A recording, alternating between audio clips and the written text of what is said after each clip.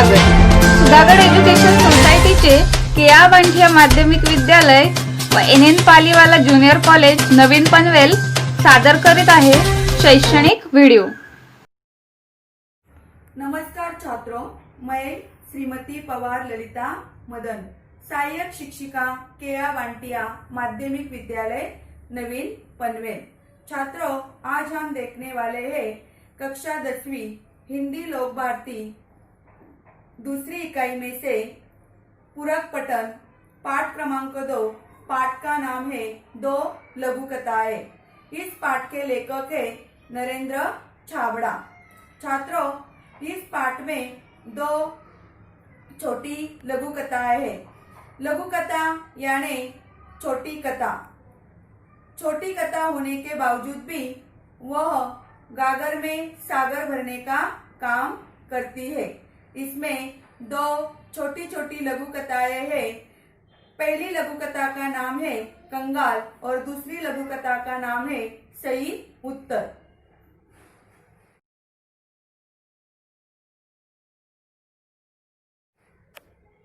छात्रों, हम लेखक का परिचय देखेंगे। नरेंद्र छाबड़ा जाने माने कथाकार है। कहानियों के साथ साथ अपने बहुत सी कथाएं भी लिखी है। आपकी लघु कथाएं विभिन्न पत्र पत्रिकाओं में नियमित रूप से स्थान पाती रही है। प्रमुख कृतियां मेरी चुनिंदा लघु कथाएं आदि। अब हम गद्य संबंधी देखेंगे। यहाँ दो लघु कथाएं दी गई है। प्रथम लघु कथा में लेखक ने यह दर्शाया है कि जब हम बड़ी दुकानों, मॉल, होटलों में जाते हैं तो कोई मोल भाव नहीं करते, चुपचाप पैसे दे सामान ले चले आते हैं। इसके उलट जब हम रेहड़ी वालों, फेरी वालों से सामान खरीदते हैं तो मोल भाव करते हैं। हमें इस सोच से बचना चाहिए। दूसरी लघु कथा में लेखक ने रिश्वतखोरी, भ्रष्टाचार पर करारा व्यंग्य किया है।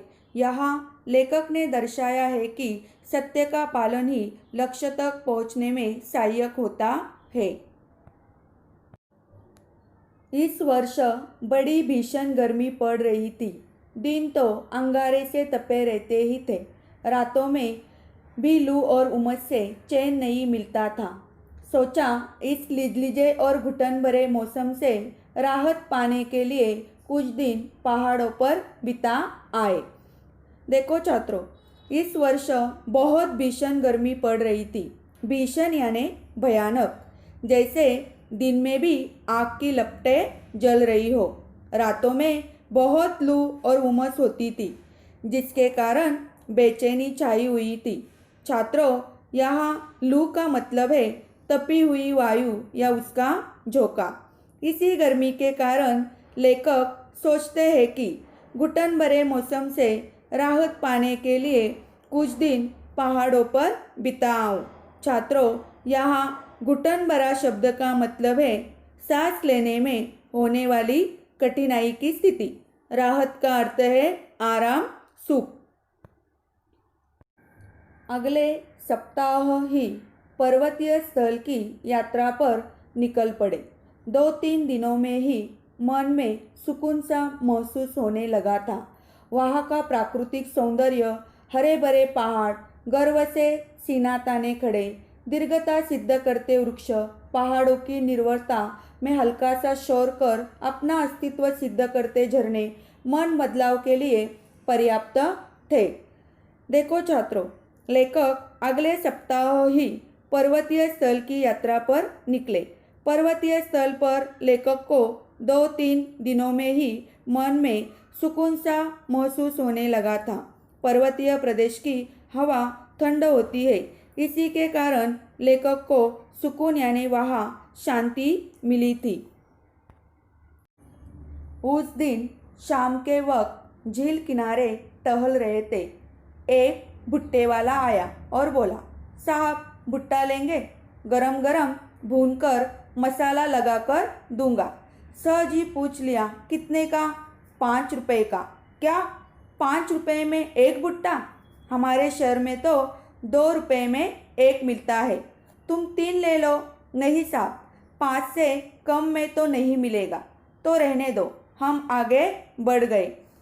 उस दिन लेखक शाम के वक्त झील किनारे टहल रहे थे। झील का मतलब है प्राकृतिक बड़ा तालाब। टहलना का मतलब है घूमना फिरना। यानी लेखक तालाब के किनारे घूम फिर रहे थे। वहाँ एक भुट्टे वाला आया और लेखक को बोला, साहब भुट्टा लेंगे? छात्रों, भुट्टे को मराठी में मका कहते हैं। गरम गरम भूनकर मसाला लगाकर दूंगा। लेखक ने सहज ही पूछा कि कितने का है भुट्टा? भुट्टे वाले ने कहा, 5 रुपए का। लेखक ने कहा, क्या 5 रुपए में 1 भुट्टा? हमारे शहर में तो 2 रुपए में 1 मिलता है। तुम 3 रुपए ले लो। यानी लेखक ने कहा कि तुम 3 रुपए ले लो और मुझे भुट्टा दे दो। तब भुट्टे वाले ने कहा, नहीं साहब, 5 से कम में नहीं मिलेगा भुट्टा, तो रहने दो। और लेखक आगे बढ़ गए। एकाएक पैर ठिठक गए और मन में विचार उठा कि हमारे जैसे लोग पहाड़ों पर घूमने का शौक रखते हैं, हजारों रुपए खर्च करते हैं, अच्छे होटलों में रुकते हैं, जो बड़ी दुकानों में बिना दाम पूछे खर्च करते हैं, पर गरीब से 2 रुपए के लिए झिकझिक करते हैं। कितने कंगाल हैं हम। उल्टे कदम लौटा और 20 रुपए में 4 भुट्टे खरीदकर चल पड़ा अपनी राह। मन अब सुकून अनुभव कर रहा था। चलते चलते एकाएक लेखक के पैर ठिठक गए और मन में विचार उठा। छात्रों, यहाँ ठिठकना शब्द का अर्थ है चलते चलते सहसा रुक जाना। यानी लेखक रुक गए और विचार करने लगे। हमारे जैसे लोग यानी लेखक की तरह लोग पहाड़ों पर घूमने जाते हैं, हजारों रुपए खर्च करते हैं, होटलों में रुकते हैं जो बहुत महंगे होते हैं। जब लोग बड़ी दुकानों में खरीदारी करने जाते हैं तो लोग वस्तुओं के दाम भी नहीं पूछते, जो कीमत होती है उसके पैसे देते हैं और वहाँ से चलते हैं। लेकिन जब हम रेहड़ी वालों, फेरी वालों या छोटे दुकानदारों से सामान खरीदते हैं तो मोलभाव करते हैं।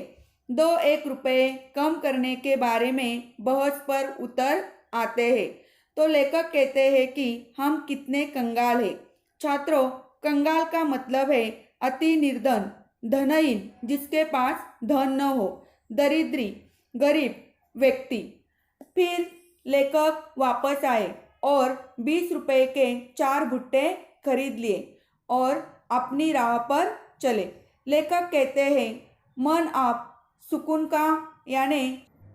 छात्रों, अब हम दूसरी लघुकथा देखेंगे। लघुकथा का नाम है सही उत्तर। अब तक वह कितने ही स्थानों पर नौकरी के लिए आवेदन कर चुका था, साक्षात्कार दे चुका था। उसके प्रमाण पत्रों की फाइल भी उसे सफलता दिलाने में नाकामयाब रही थी। हर जगह भ्रष्टाचार, रिश्वत का बोलबाला होने के कारण योग्यता के बावजूद उसका चयन नहीं हो पाता था। हर ओर से अब वह निराश हो चुका था।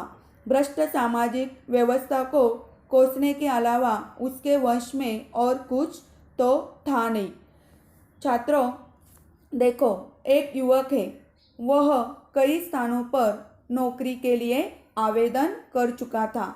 आवेदन का मतलब है किसी काम के लिए की जाने वाली प्रार्थना, निवेदन।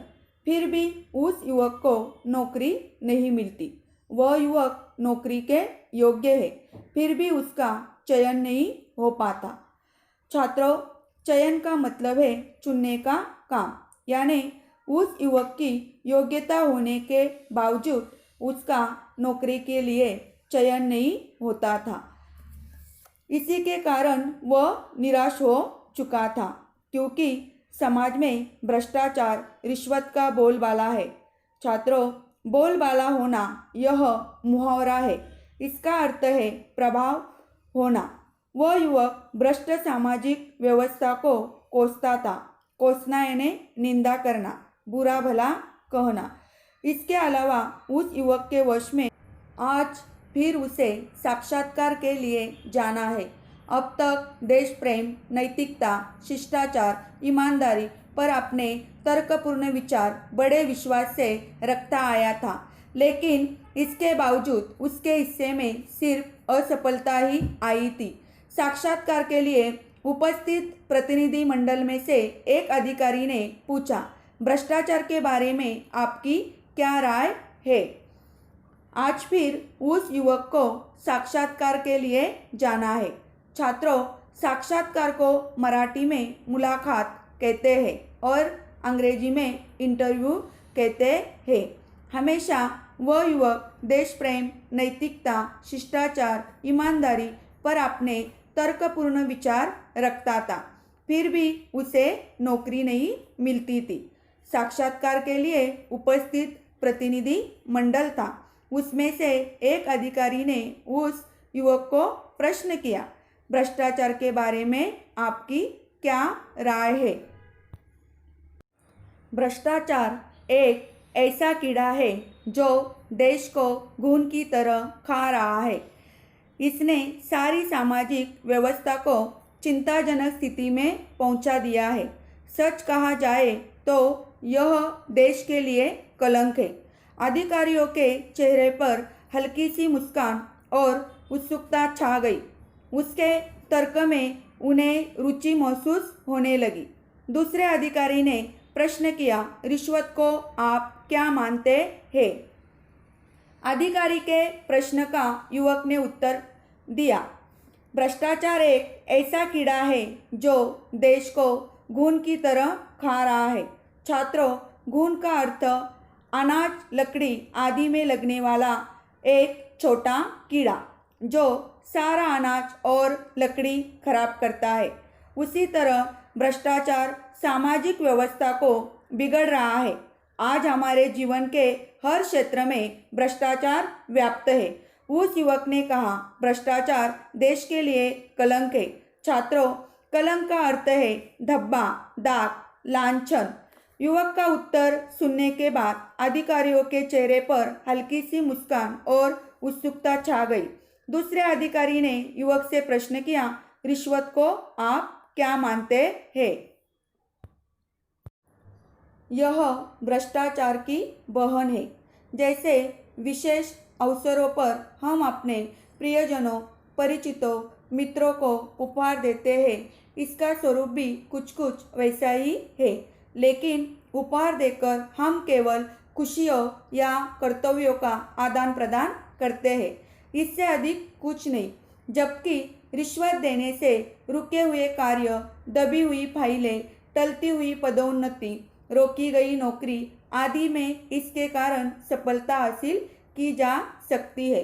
तब भी यह समाज के माथे पर कलंक है। इसका समर्थन कतई नहीं किया जा सकता, ऐसी मेरी धारणा है, कहकर वह तेजी से बाहर निकल आया। जानता था कि यह भी चयन नहीं होगा। अधिकारी ने उस युवक से रिश्वत के बारे में उसकी राय पूछी। उस युवक ने उत्तर दिया, रिश्वत भ्रष्टाचार की बहन है।